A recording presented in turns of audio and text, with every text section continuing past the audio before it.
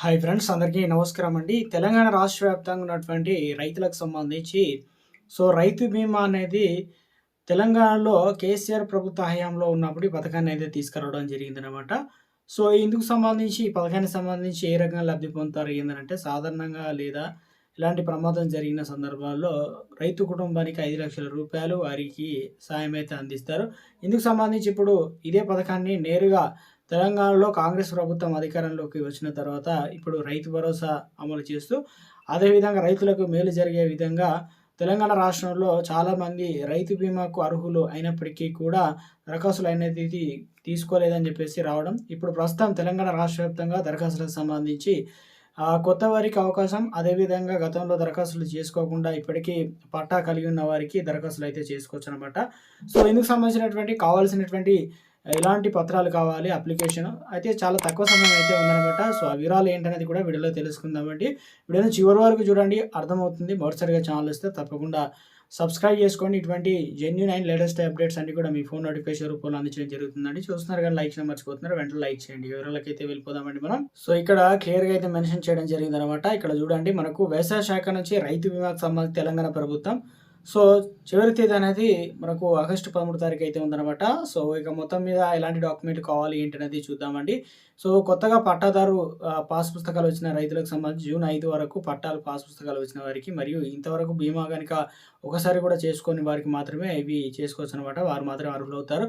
అయితే ముఖ్యంగా చూసుకున్నట్లయితే కొత్తగా పట్టా పాస్ పుస్తకాలు వచ్చిన రైతులు ఈ రైతు బీమా దరఖాస్తులు అనేది కావాల్సిన పత్రాలు, ఎలాంటి డాక్యుమెంట్ కావాలి ఏంటనేది ఇవ్వడం జరిగిందనమాట.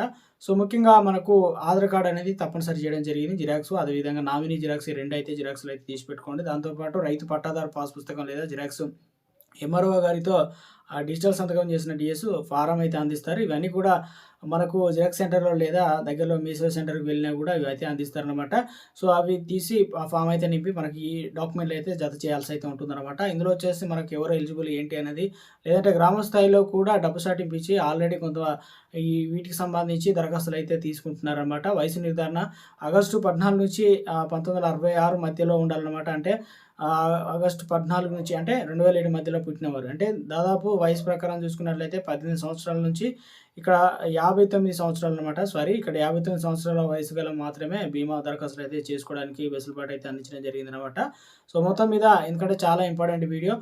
ఇంకా ఎవరైనా తెలియకపోతే వెంటనే ఈ ఇన్ఫర్మేషన్ అనేది తెలియజేసే ప్రయత్నం చేయండి. చాలామందికి అయితే ఏదైతే రైతు కుటుంబానికి సంబంధించి మన చుట్టుపక్కల ప్రాంతంలో బీమా అనేది సాధారణ మరణం, ఇతరత్ర ఎటువంటి కారణాల వల్ల కూడా మొత్తానికి అయితే రూ. 5,00,000 కుటుంబానికి రైతుకి అయితే అందిస్తున్నారు కాబట్టి ఇది తెలంగాణలో కాంగ్రెస్ ప్రభుత్వం కూడా కొత్త వారికి కూడా అవకాశం అయితే కల్పిస్తున్నారు.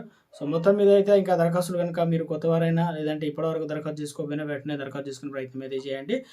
ఇక గడువు సంబంధించి ఒకవేళ తెలియకపోతే తప్పనిసరిగా మీ దగ్గరలో ఉన్నటువంటి వ్యవసాయ అధికారిని అయితే సంప్రదించండి. ఏవోను పూర్తి ఇన్ఫర్మేషన్ అయితే తెలియజేస్తారనమాట. ఇది ఉన్నటువంటి లేటెస్ట్ తాజా సమాచారం. దరఖాస్తు అయితే చేసుకోవచ్చు. తక్కువ టైం అయితే ఉంది ఈరోజు. మరి రేపటి అంటే త్వరలోనే గడువు పెరిగే ఛాన్స్ ఉందా లేదా అనేది త్వరలోనే అప్డేట్ వచ్చిన వెంటనే తెలియజేస్తానండి. ప్రభుత్వం నుంచి రైతులకు సంబంధించి ఏ చిన్న అప్డేట్ వచ్చినా మీకు వీడియో రూపంలో అందిస్తూ ఉంటాయండి.